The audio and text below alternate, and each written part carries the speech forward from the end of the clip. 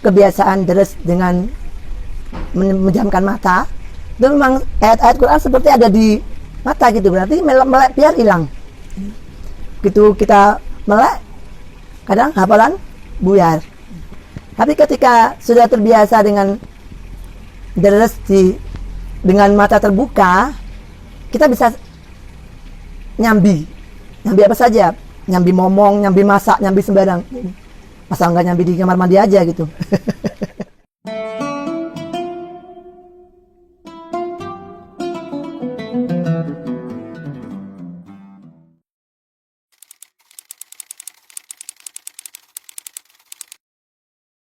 Saya mendapatkan jazah Fahmi Bisyauqin sekitar 13 atau 14 tahun yang lalu dari beliau Kiai Haji Ulin Nuha Arwani.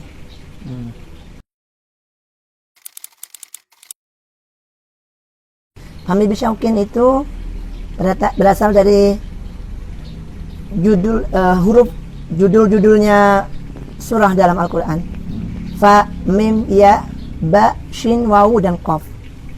Semuanya Fa itu Fatihah, Mim itu Maidah, Ya itu Yunus, Ba itu Bani Israel, kemudian Shin itu Syu'ara, Wawu itu Was-Saffat, kemudian Qaf itu surat Qaf. Seperti dibagi dalam 7 hari. Dimulai dari hari Jumat atau malam Jumat. Jadi setiap malam Jumat kita mulai, di hari Kamis kita khatam. Seperti itu. Alhamdulillah sekarang Fahmi Bisyauqin sudah menjadi program wajib di pesantren Al-Baqarah. Jadwalnya kalau di tempat saya, karena saya memperjuangkan bacaan tartil, jadi saya jadikan 2 majelis, malam hari dan pagi hari. Malam hari mungkin waktunya 1,5 jam atau pagi juga 1,5 jam. Kalau dengan bacaan tadbir mungkin bisa 1 jam selesai. 1 jam selesai. 1 jam di malam hari dan 1 jam di pagi hari. Insya Allah tidak menyita waktu, sangat tidak menyita waktu. Jadi dari kecil ibu saya itu mendidik saya dereso ojo merem. Ternyata deres nggak merem itu dulu saya nggak tahu faedahnya apa. Ternyata dengan kebiasaan nek deres orang merem niku, ternyata beliau bertujuan setelah saya sudah dewasa, sudah menikah, beliau menerangkan, Bu, kenapa lek deres ndak oleh merem? Ibu menjelaskan, yo lek urip iku penak terus. Nek uripmu ora penak engko nek sembarang-barang kudu dilakoni dhewe, mosok yo ora peran deres. Karena ketika deres dengan kebiasaan deres dengan menjamkan mata, itu memang ayat-ayat Quran seperti ada di mata gitu, berarti melek biar hilang. Gitu kita melek, kadang hafalan buyar. Tapi ketika sudah terbiasa dengan deres dengan mata terbuka, kita bisa nyambi apa saja, nyambi momong, nyambi masak, nyambi sembarang. Asal nggak nyambi di kamar mandi aja gitu.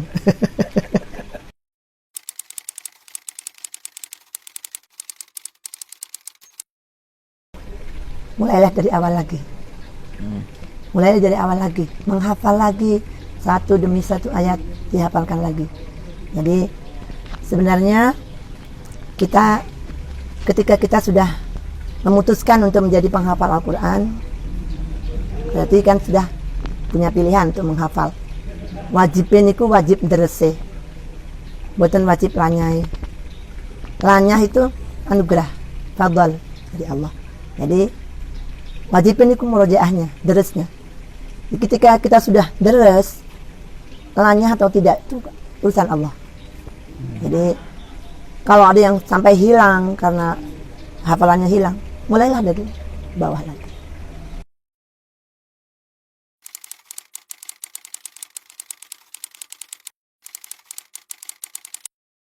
Masing-masing orang tidak sama nggih. Ada yang bisa deres sendiri terus kemudian bisa lancar.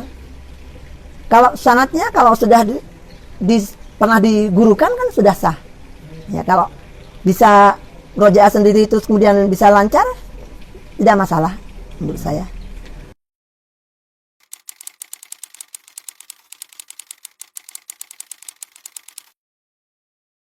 Ya, kalau menurut saya yang saya alami, kalau kita memang ingin mencetak generasi para penghafal Al-Quran, dari kecil sudah dibiasakan mendidik anak-anak membaca Al-Quran dengan fasih.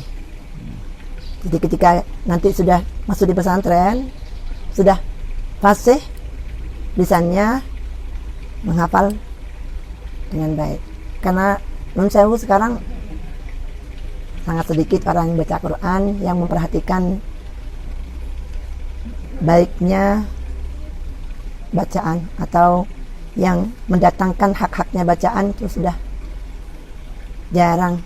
Banyak sekali penghafal Al-Quran hanya memburu cepat hatam, deres dengan asal, tidak memperhatikan hak tilawat dan seterusnya. Banyak sekali. Jadi saya kalau boleh berpesan kepada para penghafal Al-Quran, dereso kaya tine perintai Gusti Allah, yaitu ditartil dengan jelas bacaan yang memenuhi hak-haknya bacaan. Karena dengan memenuhi hak-haknya bacaan, dengan kita membaca Quran dengan tartil, sama dengan kita taat dengan perintahnya Allah. Tartil itu perintahnya Allah. Jadi dengan kita membaca Quran dengan tartil, sama dengan kita taat dengan perintahnya Allah. Dan itu juga menjadi salah satu cara kita memuliakan Al-Quran itu sendiri. Karena menurut saya tidak mungkin kita 100% kita bisa mengamalkan seluruh isi kandungan dalam Al-Quran. Bahkan banyak kan orang hanya bisa menghafal, hanya bisa membaca tanpa tahu maknanya. Walaupun membaca Al-Quran sendiri itu tanpa mengetahui maknanya pun tetap mendapatkan pahala. Nah, salah satunya dengan membacanya dengan baik, membaca dengan tartil, itu juga bisa diniatkan untuk memuliakan Al-Quran.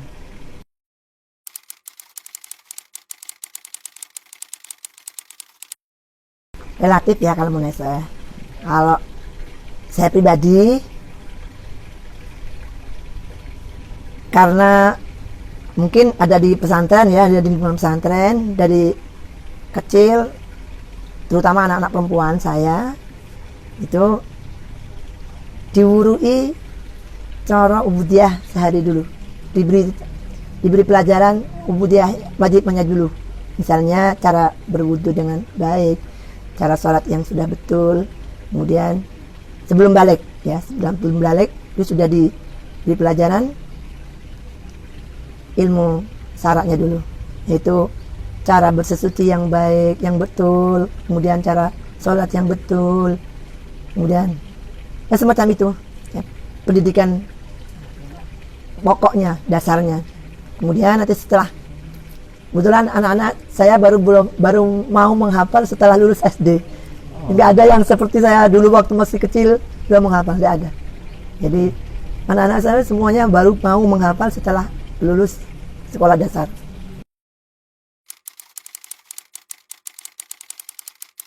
Standar seperti pondok-pondok pesantren yang lain, yaitu ada yang 3 tahun, ada yang 4 tahun. Kalau yang lebih cepatnya itu ya ada ya, tapi tidak banyak. Ya ada yang 2 tahun, tapi tidak banyak. Saya juga salut kalau ada anak kecil-kecil, sekolah-sekolah yang dengan tren masih kecil menghafal Quran. Salut karena kenapa?